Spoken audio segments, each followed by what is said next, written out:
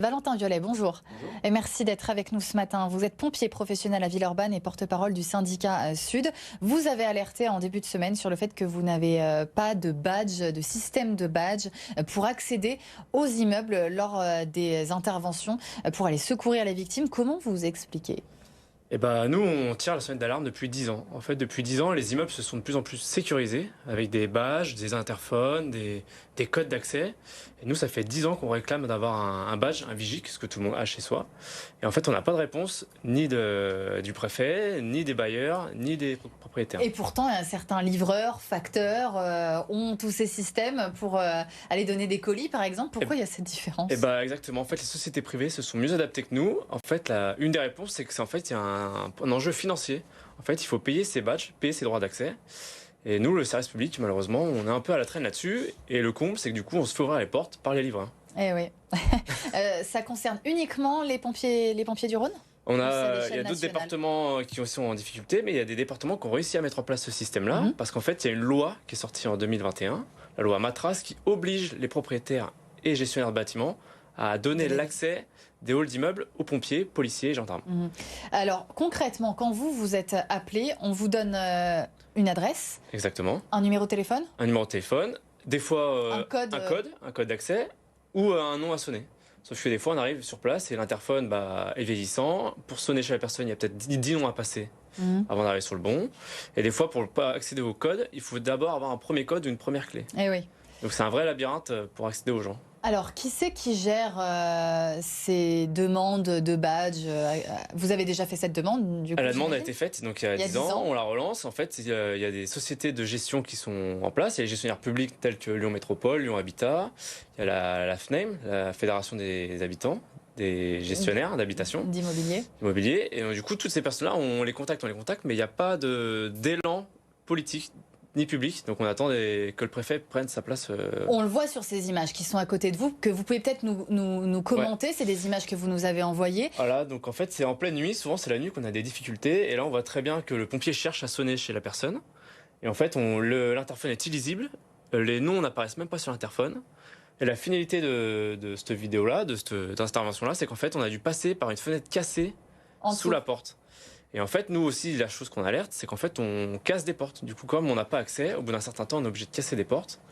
Et il y a un réel coût financier. On casse une vingtaine de portes dans le Rhône pour 2024. Et chaque porte coûte 5 000 € à remplacer. Donc on fait un calcul vite fait pour le matin. Ça fait 100 000 €. Voilà. 100 000 € par an. 100 000 € par an aux assurances à payer pour des portes cassées. Alors si on avait ce fameux vigique, on pourrait rentrer facilement. Et un badge, un vigique, ça coûte... Ça a été chiffré à 50 000 € l'investissement. 50 000 €, mais une fois. Une fois, voilà. Vous avez eu des réponses ou même pas du tout ? On a un nouveau directeur qui est arrivé dans le Rhône. Il souhaite relancer ce sujet-là, donc on attend les actes maintenant. Est-ce que cette situation a déjà pu nuire à des interventions ? Vous êtes arrivé trop tard ou... En fait, on sait que chaque minute compte. Donc nous, on part très vite en intervention, on prend des risques sur la route pour finalement se retrouver bloqué. Et on sait que les chances de survie sur un arrêt cardiaque, typiquement, toutes les minutes perdues font 10% de chance en moins. Et il y a eu un exemple en Gironde, à Bordeaux, en 2019, exactement, où les pompiers ont perdu beaucoup de temps et malheureusement, il y a eu un décédé. Alors, est-ce que c'est lié à cette perte de temps ? Peut-être. Mais voilà, il y a déjà eu des précédents. Et les habitants, est-ce qu'ils se sont déjà plaints de cette situation ? Vous avez eu des remontées de leur part ? Eux sont victimes ou pas acteurs de ce système-là, en fait. On a beau les sensibiliser à ça, mais malheureusement, il n'y a pas l'élan qui se met en place. Et donc, quand on vous ouvre pas, vous nous avez expliqué que vous... En fait, quand on nous ouvre pas, on essaye de mettre la sirène pour réveiller les voisins qui puissent nous ouvrir. Et quand il n'y a personne qui nous répond, malheureusement, on demande des renforts et ils viennent ouvrir la porte. Souvent, c'est la manière forte, donc c'est avec des vérins et on casse la porte. Et donc, c'est là que ça coûte 5 000 €, voilà. Donc par porte. Est-ce que ce type de dispositif, de badge, de vigique sont réellement adaptés pour les pompiers, pour les situations d'urgence comme ça ? En fait, c'est un acte qui est tout simple. En fait, si on avait ce badge-là, on a juste à le passer, ça ouvre la porte. On a déjà des cadenas petits pompiers qui nous permettent d'ouvrir des accès et des portails. Ça, c'est très bien. Mais il nous manque l'accès au hall d'immeuble. Parce qu'après, devant la porte, on sait faire. Souvent, il y a une boîte à clés, on peut passer chez le voisin. Mais il nous faut qu'on puisse rentrer dans l'immeuble. Et à Lyon, c'est quand même une grosse densité d'immeubles, donc on a un réel problème avec ça. Et donc c'est tout le département du Rhône. Tout le département du Rhône qui est compliqué d'accès en fait. Qui est concerné. Je voulais, vous comptez aller plus loin, je crois, si rien ne bouge, qu'est-ce qui va se passer? En fait, nous, on est très attentifs à ça, et si rien se passe, en fait, c'est tout simplement l'obstacle à la distribution des secours, donc c'est quelque chose qui peut aller au tribunal. Donc nous, on menace d'aller au tribunal. Parce qu'il y a cette loi, effectivement, qui oblige les propriétaires et les gestionnaires d'immeubles à mettre en place cet accès, quoi. Donc vous allez déposer plainte c'est une éventualité qu'on se garde, effectivement. Si vraiment un jour on a une réelle difficulté et qu'il y a eu un réel... Vous attendez qu'il se passe quelque chose, quand même? On n'aimerait pas, malheureusement. On aimerait que ça se passe bien et que ça évolue. Mais s'il faut en revenir là, oui. Parce qu'au bout du compte, la personne lésée, c'est la victime, c'est le citoyen, en fait. Ouais.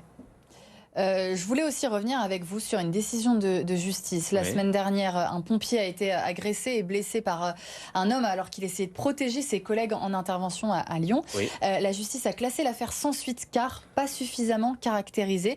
C'est une décision que vous regrettez. Le pompier, il a reçu 7 jours. 7 jours d'ITT, c'est ça. C'est une décision qui, déjà d'une, nous surprend parce que ça ne va pas dans le sens du discours du ministre Darmanin qui demandait plus de sévérité envers les agresseurs de pompiers. Et nous, on a un peu resté surpris de cette décision, soi-disant parce qu'il manquait des preuves. Alors qu'il y avait quand même des policiers qui étaient sur place, donc qui sont quand même censés être assermentés et pouvoir donner une version des faits. Donc on a revu avec l'avocat en charge du sujet pour relancer le dossier et espérer aller au bout de la décision. Vous avez l'impression que la justice ne vous protège pas assez? On avait plutôt la sensation contraire, qu'elle allait dans notre sens. Et là, c'est vraiment un contre-coup qu'on a pris. On l'explique pas. Franchement, on l'explique pas ce revirement parce qu'il a quand même pris 7 jours en voulant protéger quand même ses collègues et la victime qui était dans l'ambulance, quoi. Vous observez une hausse des violences en ce moment, ces derniers mois, envers les pompiers? Ouais, il y a eu une hausse, elle est nationale, mais aussi dans le Rhône, elle est caractérisée, elle est toujours présente. Comment vous expliquez ça?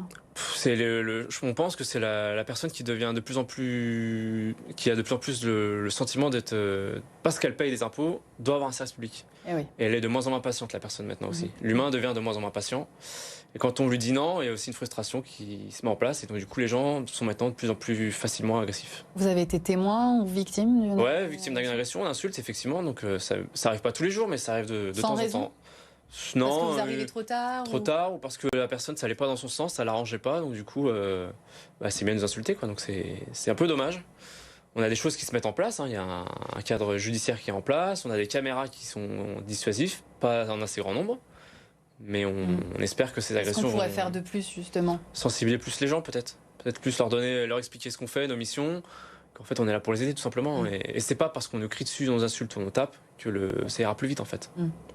Merci beaucoup Valentin Violet d'avoir répondu à nos questions ce matin dans Bonjour Lyon, pompier professionnel donc à Villeurbanne et porte-parole du syndicat Sud. Merci. Merci pour l'accueil.